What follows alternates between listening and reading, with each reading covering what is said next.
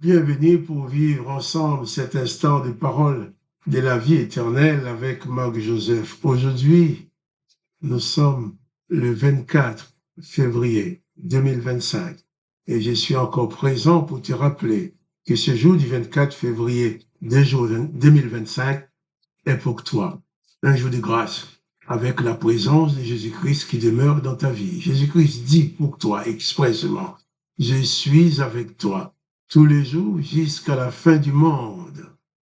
Jésus-Christ promet d'être toujours avec toi autant que le monde existe. Et le jour où le monde n'existera plus, il ne sera plus avec toi dans un monde inexistant.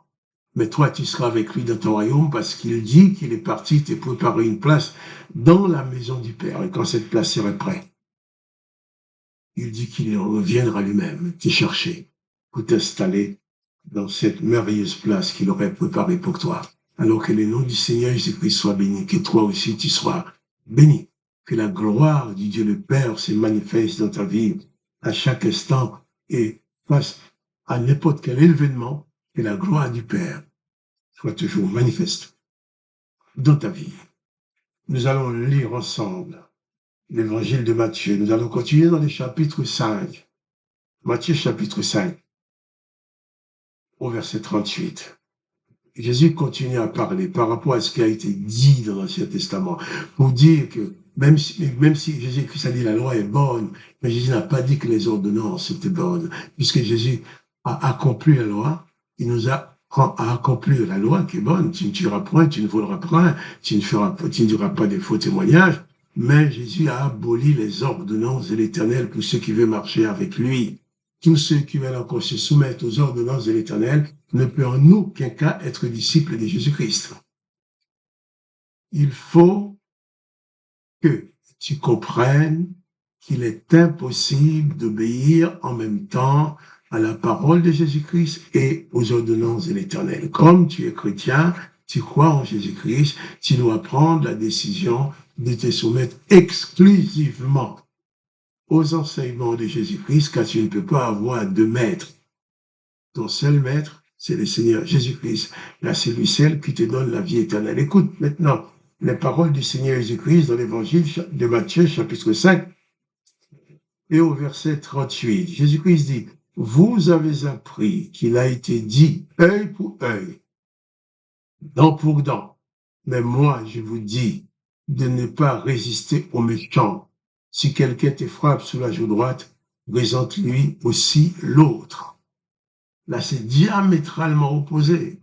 Parce que dans les ordonnances de l'Éternel, il est dit œil pour œil. Quelqu'un te crève un œil, tu lui crèves un œil aussi. Dent pour dent. Quelqu'un te frappe et te fait perdre une dent, et bien tu lui arraches une dent aussi. Pied pour pied. Quelqu'un te coupe un pied, tu lui coupes un pied aussi. Main pour main. Quelqu'un te coupe une main, tu lui coupes une main aussi. Il a même dit meurtrissure pour meurtrissure.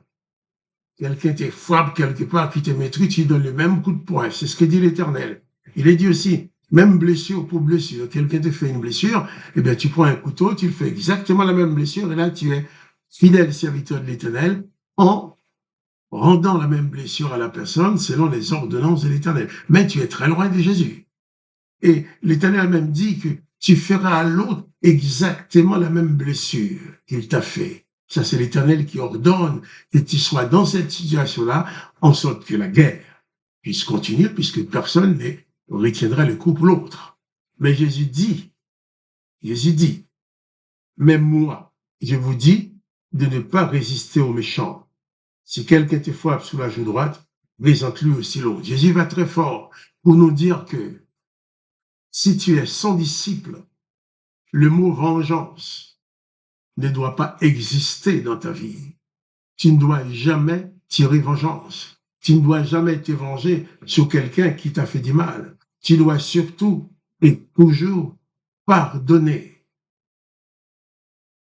C'est d'ailleurs ce que Jésus-Christ a fait à ceux qui se sont moqués de lui, ceux qui l'ont accusé à tort, ceux qui l'ont condamné, ceux qui lui ont craché dans le visage, ceux qui lui ont insulté, ceux qui ont cloué sa main et ses pieds sur la croix. La seule réponse que Jésus a donnée à ces gens-là, c'est de dire, Père, pardonne-leur, car ils ne savent ce qu'ils font.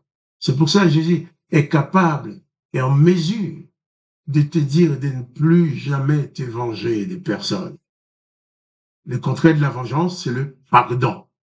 Ainsi, Jésus-Christ va dire aussi que lorsque tu es là pour faire ta prière, si tu te souviens, tu as un problème avec quelqu'un, au lieu de garder la haine dans ton cœur en priant, laisse ton moment de prière, va réconcilier avec la personne, accorde-lui le pardon, après tu reviens prier. D'ailleurs, dans la prière que Jésus nous enseigne, il nous dit de dire, pardonne-nous nos péchés comme nous aussi, nous pardonnerons à ceux qui nous ont offensés.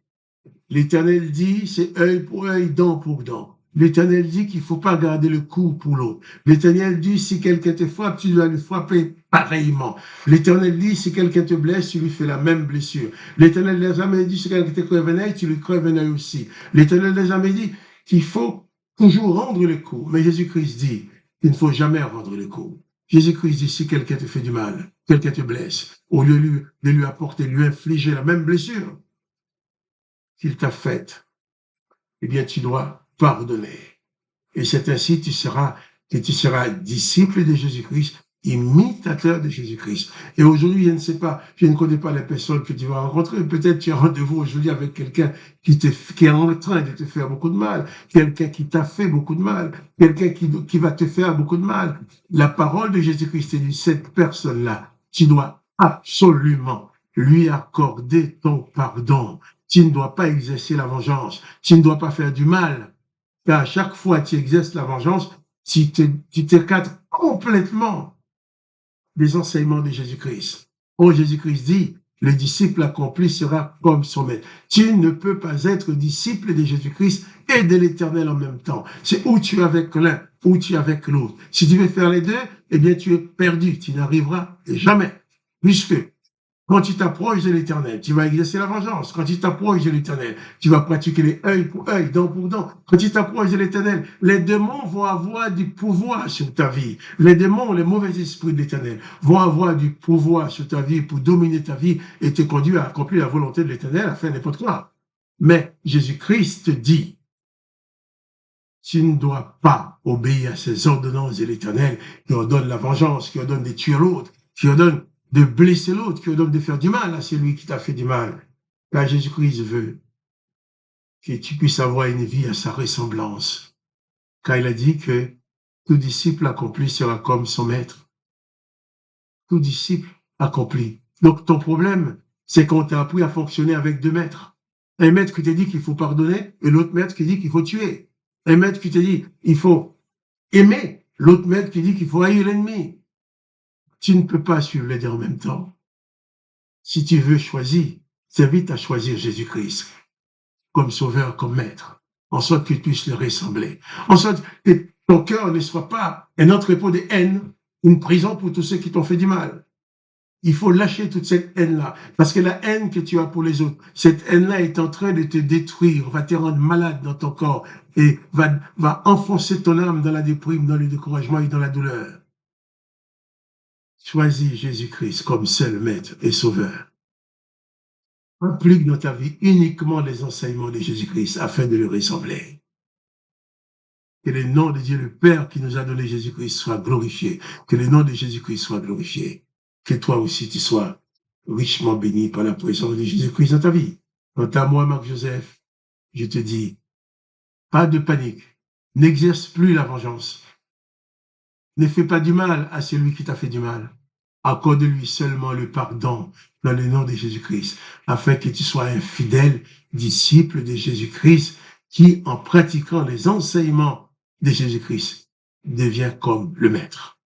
Alors, que tu sois comme Jésus-Christ dans tes relations avec les autres. Sois béni et à demain pour les paroles de la vie éternelle.